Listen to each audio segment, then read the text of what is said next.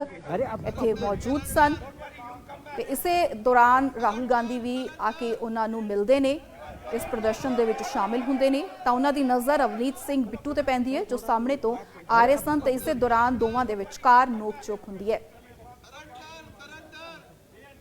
ਰਾਹੁਲ ਗਾਂਧੀ ਇੱਥੇ ਰਵਨੀਤ ਬਿੱਟੂ ਨੂੰ ਗੱਦਾਰ ਕਹਿੰਦੇ ਹੋਏ ਨਜ਼ਰ ਆ ਰਹੇ ਨੇ ਕਿ ਮੇਰੇ ਗੱਦਾਰ ਦੋਸਤ ਵਾਪਸ ਆ ਜਾ। ਤਾਂ ਰਾਹੁਲ ਗਾਂਧੀ ਹੱਥ ਵੀ ਵਧਾਉਣ ਦੀ ਕੋਸ਼ਿਸ਼ ਕਰਦੇ ਨੇ, ਹੱਥ ਮਿਲਾਉਣ ਦੀ ਕੋਸ਼ਿਸ਼ ਕਰਦੇ ਨੇ ਬਿੱਟੂ ਦੇ ਵੱਲ, ਪਰ ਬਿੱਟੂ ਬਿਨਾਂ ਹੱਥ ਮਿਲਾਏ ਉਥੋਂ ਚਲੇ ਜਾਂਦੇ ਨੇ। ਤਾਂ ਇਹ ਤਸਵੀਰਾਂ ਰਾਹੁਲ ਗਾਂਧੀ ਤੇ ਰਵਨੀਤ ਬਿੱਟੂ ਦੇ ਵਿਚਕਾਰ ਹੋਈ ਨੋਕ-ਝੋਕ ਦੀਆਂ ਤਸਵੀਰਾਂ ਨੇ ਦਿੱਲੀ ਦੀ ਸੰਸਦ ਤੋਂ।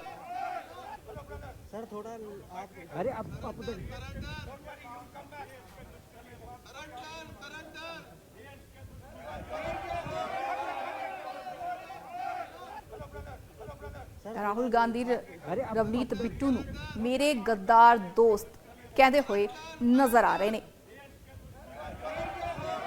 ਜਿਸ ਦੇ ਉੱਤੇ ਬਿੱਟੂ ਵੀ ਕਹਿੰਦੇ ਹੋਏ ਨਜ਼ਰ ਆਉਂਦੇ ਨੇ ਦੇਸ਼ ਕੇ ਦੁਸ਼ਮਣ ਆਖਦੇ ਹੋਏ ਉਹ ਸੰਸਦ ਦੇ ਅੰਦਰ ਚਲੇ ਜਾਂਦੇ ਨੇ।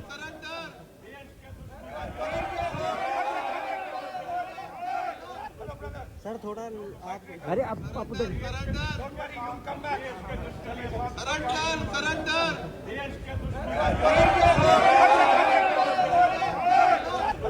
सर थोड़ा अरे आप उधर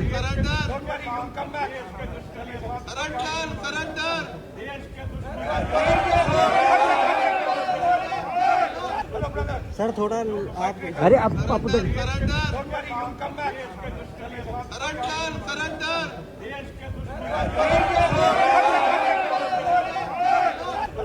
सर थोड़ा अरे आप उधर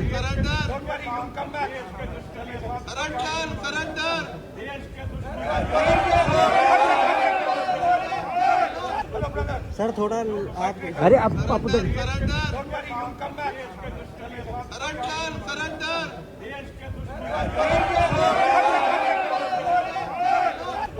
सर थोड़ा अरे आप उधर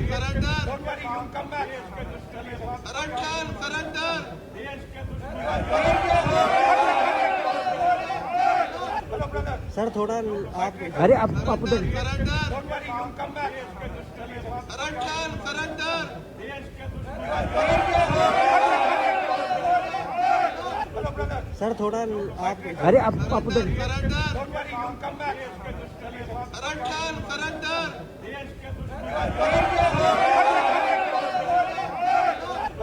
सर थोड़ा अरे आप उधर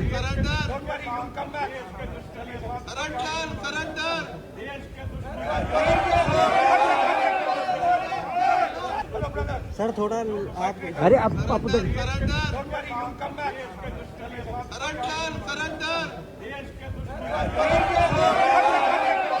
ਤਾਂ ਸੰਸਦ ਦੇ ਬਾਹਰ ਦੀਆਂ ਇਹ ਤਸਵੀਰਾਂ ਜਿੱਥੇ ਰਾਹੁਲ ਗਾਂਧੀ ਰਵਨੀਤ ਬਿੱਟੂ ਦੇ ਵੱਲ ਹੱਥ ਵਧਾਉਂਦੇ ਨੇ, ਹੱਥ ਮਿਲਾਉਣ ਦੇ ਲਈ ਤੇ ਉਹਨਾਂ ਨੂੰ ਵਾਪਸ ਆਉਣ ਦਾ ਸੱਦਾ ਦਿੰਦੇ ਨੇ। ਰਾਹੁਲ ਗਾਂਧੀ ਰਵਨੀਤ ਬਿੱਟੂ ਨੂੰ ਵਾਪਸ ਆਉਣ ਦਾ ਸੱਦਾ ਦਿੰਦੇ ਨੇ, ਹੱਥ ਮਿਲਾਉਣ ਦੇ ਲਈ ਹੱਥ ਅੱਗੇ ਵਧਾਉਂਦੇ ਨੇ, ਪਰ ਰਵਨੀਤ ਬਿੱਟੂ ਬਿਨਾਂ ਹੱਥ ਮਿਲਾਏ ਮੌਕੇ ਤੋਂ ਚਲੇ ਜਾਂਦੇ ਨੇ ਤੇ ਦੇਸ਼ ਕੇ ਦੁਸ਼ਮਣ ਆਖਦੇ ਨੇ। ਦੱਸਦੀਏ ਕਿ ਕਾਂਗਰਸੀ ਸੰਸਦਾਂ ਦੇ ਵੱਲੋਂ ਇੱਥੇ सर थोड़ा ਪ੍ਰਧਾਨ ਮੰਤਰੀ ਦੇ ਖਿਲਾਫ ਨਾਅਰੇਬਾਜ਼ੀ ਕੀਤੀ ਜਾ ਰਹੀ ਸੀ ਤੇ ਇਸ ਤੋਂ ਬਾਅਦ ਮੌਕੇ ਤੇ ਬਿੱਟੂ ਪਹੁੰਚਦੇ ਨੇ, ਜਿਸ ਨੂੰ ਦੇਖ ਕੇ ਰਾਹੁਲ ਗਾਂਧੀ ਉਹਨਾਂ ਨੂੰ ਦੁਸ਼ਮਣ ਦੋਸਤ, ਗੱਦਾਰ ਦੋਸਤ ਕਹਿ ਕੇ ਬੁਲਾਉਂਦੇ ਨੇ ਤੇ ਕਿ ਉਹਨਾਂ ਨੂੰ ਵਾਪਸ ਆਉਣ ਦਾ ਇੱਕ ਸੱਦਾ ਦਿੰਦੇ ਨੇ ਕਿ ਵਾਪਸ ਆ ਜਾ ਮੇਰੇ ਗੱਦਾਰ ਦੋਸਤ। ਤਾਂ ਮੌਕੇ ਦੀਆਂ ਤਸਵੀਰਾਂ, ਮੌਕੇ ਦੀ ਵੀਡੀਓ ਸਾਹਮਣੇ ਆਈ ਹੈ। ਰਾਹੁਲ ਗਾਂਧੀ ਤੇ ਰਵਨੀਤ ਬਿੱਟੂ ਦੇ ਵਿਚਕਾਰ ਨੋਕ-ਝੋਕ ਹੁੰਦੀ ਹੋਈ ਨਜ਼ਰ ਆ ਰਹੀ ਹੈ। ਇਸ ਮੌਕੇ ਤੇ ਰਾਜਾ ਵੜਿੰਗ, ਸੁਖਜਿੰਦਰ ਸਿੰਘ ਰੰਧਾਵਾ ਤੇ ਹੋਰ ਕਾਂਗਰਸੀ ਸਾਂਸਦ ਇੱਥੇ ਮੌਜੂਦ ਸਨ। सर थोड़ा अरे आप उधर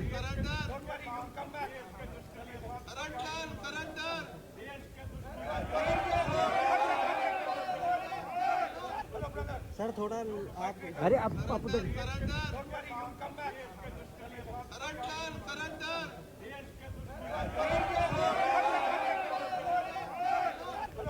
सर ਤੇ ਗੱਲ ਕਰਦੇ ਹਾਂ ਭਾਰਤ ਅਤੇ ਅਮਰੀਕਾ ਦੇ ਵਿਚਕਾਰ ਹੋਈ ਟ੍ਰੇਡ ਡੀਲ ਨੂੰ ਲੈ ਕੇ, ਜਿਸ ਨੂੰ ਲੈ ਕੇ ਵਿਰੋਧੀ ਧਿਰਾਂ ਦੇ ਵੱਲੋਂ ਸਰਕਾਰ ਦੇ ਉੱਤੇ ਸਵਾਲ ਖੜੇ ਕੀਤੇ ਜਾ ਰਹੇ ਨੇ ਤੇ ਇਸ ਟ੍ਰੇਡ ਡੀਲ ਨੂੰ ਲੈ ਕੇ ਲਗਾਤਾਰ ਕੇਂਦਰ ਸਰਕਾਰ ਨੂੰ ਘੇਰਿਆ ਜਾ ਰਿਹਾ ਹੈ ਤਾਂ ਸੰਸਦ ਦੇ ਬਾਹਰ ਆਪ ਤੇ ਕਾਂਗਰਸੀ ਸੰਸਥਾ ਦੇ ਵੱਲੋਂ ਪ੍ਰਦਰਸ਼ਨ ਕੀਤਾ ਗਿਆ।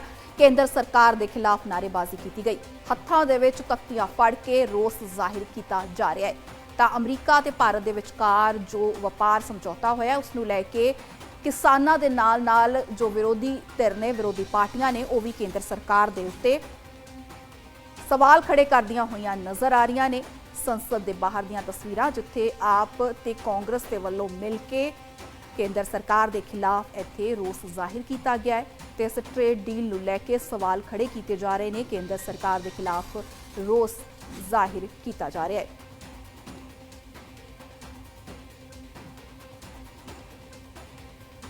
ਤਾਂ ਦਿੱਲੀ ਦੇ ਵਿੱਚ ਸੰਸਦ ਦੇ ਬਾਹਰ ਆਮ ਆਦਮੀ ਪਾਰਟੀ ਤੇ ਕਾਂਗਰਸ ਦੇ ਸੰਸਥਾ ਦੇ ਵੱਲੋਂ ਕੇਂਦਰ ਸਰਕਾਰ ਦੇ ਖਿਲਾਫ ਇੱਥੇ ਨਾਅਰੇਬਾਜ਼ੀ ਕੀਤੀ ਗਈ। ਭਾਰਤ ਅਤੇ ਅਮਰੀਕਾ ਦੇ ਵਿਚਕਾਰ ਟ੍ਰੇਡ ਡੀਲ ਨੂੰ ਲੈ ਕੇ ਮੁਜ਼ਾਹਰਾ ਕੀਤਾ ਜਾ ਰਿਹਾ ਹੈ। ਲਗਾਤਾਰ ਇਸ ਡੀਲ ਨੂੰ ਲੈ ਕੇ ਕਿਸਾਨਾਂ ਦੇ ਵੱਲੋਂ ਵੀ ਸਵਾਲ ਖੜੇ ਕੀਤੇ ਜਾ ਰਹੇ ਸਨ ਤੇ ਹੁਣ ਵਿਰੋਧੀ ਧਿਰਾਂ ਦੇ ਵੱਲੋਂ ਵੀ ਸਵਾਲ ਖੜੇ ਕੀਤੇ ਜਾ ਰਹੇ ਨੇ।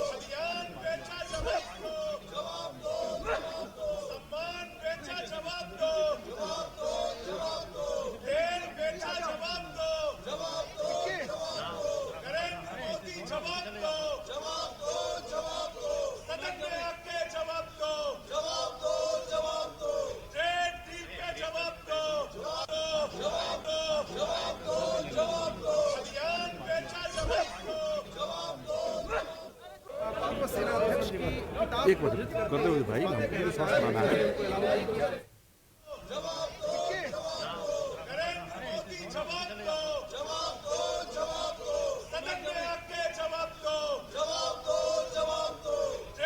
ਤਾਂ ਇੱਕ ਪਾਸੇ ਕਾਂਗਰਸ ਤੇ ਦੂਜੇ ਪਾਸੇ ਆਮ ਆਦਮੀ ਪਾਰਟੀ ਦੇ ਸੰਸਥਾ ਦੇ ਵੱਲੋਂ ਸੰਸਦ ਦੇ ਬਾਹਰ ਸਰਕਾਰ ਦੇ ਖਿਲਾਫ ਵਿਰੋਧ ਪ੍ਰਦਰਸ਼ਨ ਕੀਤਾ ਜਾ ਰਿਹਾ ਹੈ। ਹੱਥਾਂ ਦੇ ਵਿੱਚ ਤਖਤੀਆਂ ਫੜ ਕੇ ਸਰਕਾਰ ਤੋਂ ਸਵਾਲ ਕੀਤੇ ਜਾ ਰਹੇ ਨੇ। ਇੱਕ ਪਾਸੇ ਐਪਸਟੀਨ ਫਾਈਲਸ ਨੂੰ ਲੈ ਕੇ ਸਵਾਲ ਕੀਤੇ ਜਾ ਰਹੇ ਨੇ ਤਾਂ ਦੂਜੇ ਪਾਸੇ ਭਾਰਤ ਅਤੇ ਅਮਰੀਕਾ ਦੇ ਵਿਚਕਾਰ ਹੋਈ ਟ੍ਰੇਡ ਡੀਲ ਨੂੰ ਲੈ ਕੇ ਲਗਾਤਾਰ ਸਵਾਲ ਖੜੇ ਕੀਤੇ ਜਾ ਰਹੇ ਨੇ। ਲਗਾਤਾਰ ਵਿਰੋਧੀ ਧਿਰਾਂ ਇਸ ਟ੍ਰੇਡ ਡੀਲ ਨੂੰ ਜਨਤਕ ਕਰਨ ਦੀ ਮੰਗ ਕਰ ਰਹੀਆਂ ਨੇ ਕਿਉਂਕਿ ਉਹਨਾਂ ਦਾ ਮੰਨਣਾ ਹੈ ਕਿ ਇਹ ਟ੍ਰੇਡ ਡੀਲ ਕਿਤੇ ਨਾ ਕਿਤੇ ਭਾਰਤ ਦੇ ਕਿਸਾਨਾਂ ਦੇ ਖਿਲਾਫ ਹੈ, ਉਹਨਾਂ ਨੂੰ ਨੁਕਸਾਨ ਪਹੁੰਚਾਵੇਗੀ। देखिए, सबसे बड़ा विषय है इस वक्त देश के करोड़ों किसानों के मन में चिंता है। जो ट्रेड डील अमेरिका के साथ नरेंद्र मोदी जी ने किया है वो देश के साथ गद्दारी और धोखा है। ये ऐसे समझौते हैं जिससे देश के किसान पंजाब के, हरियाणा के, महाराष्ट्र के बिल्कुल बर्बाद हो जाएंगे। तो विश्व गुरु जी को, पूरे देश के लोगों को, देश के किसानों को इस सदन के अंदर जवाब देना चाहिए क्योंकि देश के किसान जवाब मांग रहे हैं कि किन शर्तों पर आपने अडानी के लिए, आपने अंबानी के लिए, आपने दोस्तों के लिए, चुनिंदा लोगों के लिए आपने देश के करोड़ों किसानों को बेच दिया।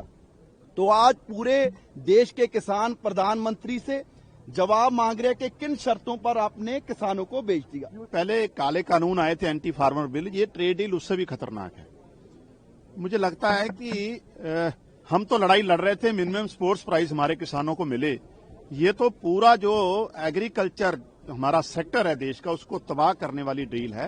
जैसा संजय जी ने बताया, मीत जी ने बताया, हम सदन से लेकर, सड़क से लेकर हर जगह इसका विरोध करेंगे। ਤੇ ਉਧਰ ਭਾਰਤ ਤੇ ਅਮਰੀਕਾ ਦੇ ਵਿਚਕਾਰ ਹੋਏ ਵਪਾਰ ਸਮਝੌਤੇ ਨੂੰ ਲੈ ਕੇ ਵਿਵਾਦ ਲਗਾਤਾਰ ਭਖਦਾ ਹੋਇਆ ਨਜ਼ਰ ਆ ਰਿਹਾ ਹੈ। ਵਿਰੋਧੀ ਧਿਰਾਂ ਵੀ ਘੇਰ ਰਹੀਆਂ ਨੇ ਪਰ ਦੂਜੇ ਪਾਸੇ ਕਿਸਾਨਾਂ ਨੇ ਵੀ ਇਸ ਸਮਝੌਤੇ ਨੂੰ ਲੈ ਕੇ ਵੱਡੇ ਸਵਾਲ ਖੜੇ ਕੀਤੇ ਨੇ। ਕਿਸਾਨ ਆਗੂ ਜਗਜੀਤ ਸਿੰਘ ਡੱਲੇਵਾਲ ਨੇ ਇਸ ਸਮਝੌਤੇ ਨੂੰ ਲੈ ਕੇ ਸਵਾਲ ਚੁੱਕੇ ਨੇ ਅਤੇ ਕਿਹਾ ਹੈ ਕਿ ਟ੍ਰੇਡ ਐਗਰੀਮੈਂਟ ਡੀਲ ਨੂੰ ਫਿਲਹਾਲ ਕੇਂਦਰ ਸਰਕਾਰ ਦੇ ਵੱਲੋਂ ਜਨਤਕ ਨਹੀਂ ਕੀਤਾ ਗਿਆ ਜੋ ਕਿ ਜਨਤਕ ਹੋਣੀ ਚਾਹੀਦੀ ਹੈ ਕਿਉਂਕਿ ਉਹਨਾਂ ਦਾ ਮੰਨਣਾ ਹੈ ਕਿ ਇਹ ਸਮਝੌਤਾ ਕਿਸਾਨਾਂ ਦੇ ਲਈ ਨੁਕਸਾਨਦੇਹ ਹੈ। ਉਹਨਾਂ ਨੇ ਭਾਰਤ ਦੇ ਹਿੱਤਾਂ ਨੂੰ ਅਮਰੀਕਾ ਦੇ ਕੋਲ ਗਹਿਣੇ ਰੱਖਣ ਦਾ ਇਲਜ਼ਾਮ ਲਗਾਇਆ ਤੇ ਕਿਹਾ ਕਿ ਕੇਂਦਰ ਸਰਕਾਰ ਇਸ ਮਾਮਲੇ ਨੂੰ ਲੈ ਕੇ ਲਗਾਤਾਰ ਦੇਸ਼ ਦੇ ਲੋਕਾਂ ਨੂੰ ਗੁੰਮਰਾਹ ਕਰ ਰਹੀ ਹੈ। ਉਧਰ ਸੰਸਦ ਮੈਂਬਰ ਮਨੀਸ਼ ਤਿਵਾੜੀ ਦਾ ਵੀ ਬਿਆਨ ਸਾਹਮਣੇ ਆਇਆ। ਉਹਨਾਂ ਦਾ ਕਹਿਣਾ ਹੈ ਕਿ ਸੰਸਦ ਦੇ ਵਿੱਚ ਇਸ ਵਪਾਰ ਸਮਝੌਤੇ ਨੂੰ ਲੈ ਕੇ ਚਰਚਾ ਹੋਣੀ ਚਾਹੀਦੀ ਹੈ। ਤਾਂ ਮੰਤਰੀ ਪੀਯੂਸ਼ ਗੋਇਲ ਦਾ ਵੀ ਬਿਆਨ ਸਾਹਮਣੇ ਆਇਆ ਜਿਸ ਦੇ ਵਿੱਚ ਉਹਨਾਂ ਨੇ ਕਿਹਾ ਕਿ ਕਿਸਾਨਾਂ ਦੇ ਹਿੱਤਾਂ ਦੇ ਨਾਲ ਕੋਈ ਵੀ ਸਮਝੌਤਾ ਨਹੀਂ ਕੀਤਾ ਜਾਵੇਗਾ ਇਸ ਟ੍ਰੇਡ ਡੀਲ ਨੂੰ ਲੈ ਕੇ ਕਿਉਂਕਿ ਖੇਤੀਬਾੜੀ ਤੇ ਡੇਅਰੀ ਸੈਕਟਰ ਨੂੰ ਇਸ ਟ੍ਰੇਡ ਡੀਲ ਤੋਂ ਬਾਹਰ ਰੱਖਿਆ ਗਿਆ ਹੈ। ਤਾਂ ਭਾਰਤ ਅਤੇ ਅਮਰੀਕਾ ਦੇ ਵਿਚਕਾਰ ਜੋ ਟ੍ਰੇਡ ਡੀਲ ਹੋਇਆ ਉਸ ਨੂੰ ਲੈ ਕੇ ਹੁਣ ਵੱਡੇ ਸਵਾਲ ਖੜੇ ਹੋ ਰਹੇ ਨੇ, ਜਿਸ ਨੂੰ ਲੈ ਕੇ ਵਿਰੋਧੀ ਧਿਰਾਂ ਤੇ ਕਿਸਾਨ ਦੋਵੇਂ ਹੀ ਕੇਂਦਰ ਸਰਕਾਰ ਨੂੰ ਘੇਰਦੇ ਹੋਏ ਨਜ਼ਰ ਆ ਰਹੇ ਨੇ। हमारे माननीय प्रधानमंत्री जी कुछ समय पहले जब ये फ्री ट्रेड एग्रीमेंट करने की बात कर रहे थे, पूरा देश उसके खिलाफ बोल रहा था, उस समय इन्होंने ये बात कही कि हम सत्ता पक्ष की तरफ बैनर लेकर आ रहे हैं। मर्यादा पहले भी विरोध हुआ है, लेकिन मर्यादा कभी किसी ने नहीं तोड़ी। आप शासन में रहे, ये प्रतिपक्ष में रहे, तब भी विरोध हुआ है, लेकिन मर्यादाएं कभी नहीं तोड़ी। लेकिन आप जो मर्यादाएं तोड़ रहे हैं ये उचित नहीं है। आप शासन को ये मजबूर नहीं कर सकते। मैं आपसे पुनः आग्रह करता हूं, आप मर्यादा रखें, अच्छी परंपराएं रखें। विरोध का तरीका हो सकता है आपका, विरोध आवाज से नहीं शब्दों से होता है, विरोध तर्कों से होता है। नारेबाजी से, बैनर से विरोध नहीं होता, विरोध शब्दों तर्कों से होता है। असहमति मुद्दों पर होती है, वैचारिक मतभेद हैं, वैचारिक मतभेद बोलना चाहिए। ये सदन वैचारिक मतभेदों के लिए बोलने के लिए, लेकिन ये तरीका ठीक है क्या? नो। अगर आप यही तरीका अपनाना चाहते हैं तो अपनाएं। मेरा एज अध्यक्ष के नाते आपसे आग्रह रहता है, सदन से आग्रह रहता है कि सत्ता पक्ष हो चाहे प्रतिपक्ष हो, सदन की मर्यादाओं परंपराओं को बना के रखें। ये सभागृह आपका है, आप इस सभागृह का जितना अपमान करेंगे देश आपको देखेगा, और आप इस सभागृह की प्रतिष्ठा को गिराने का कृत्य कर रहे हैं। इस व्यवस्था के अंदर सदन चलाना उचित नहीं है। मैं सदन की कार्रवाई आज 2 बजे तक के लिए स्थगित करता हूं। ਤਾਂ ਸੰਸਦ ਦੇ ਵਿੱਚ ਇਸ ਸਮੇਂ ਭਾਰੀ ਹੰਗਾਮਾ ਹੋ ਰਿਹਾ ਹੈ, ਜਿਸ ਨੂੰ ਲੈ ਕੇ ਸੰਸਦ ਦਾ ਜੋ ਸੈਸ਼ਨ ਹੈ ਉਹ ਫਿਲਹਾਲ ਮੁਲਤਵੀ ਕੀਤਾ ਗਿਆ ਹੈ। ਟ੍ਰੇਡ ਡੀਲ ਨੂੰ ਲੈ ਕੇ ਲਗਾਤਾਰ ਧਿਰਾਂ ਹੰਗਾਮਾ ਕਰ ਰਹੀਆਂ ਨੇ ਤੇ ਇਸ ਨੂੰ ਲੈ ਕੇ ਲਗਾਤਾਰ ਸਵਾਲ ਵੀ ਖੜੇ ਕੀਤੇ ਜਾ ਰਹੇ ਨੇ। ਫਿਲਹਾਲ ਵੇਲਾ ਹੋ ਗਿਆ ਇੱਕ ਛੋਟੀ ਜਿਹੀ ਬ੍ਰੇਕ ਦਾ, ਮਿਲਦੇ ਹਾਂ ਬ੍ਰੇਕ ਤੋਂ ਬਾਅਦ। GTC ਨਿਊਜ਼ ਖਬਰ ਤੁਹਾਡੀ। ਪੰਜਾਬੀ ਹੋ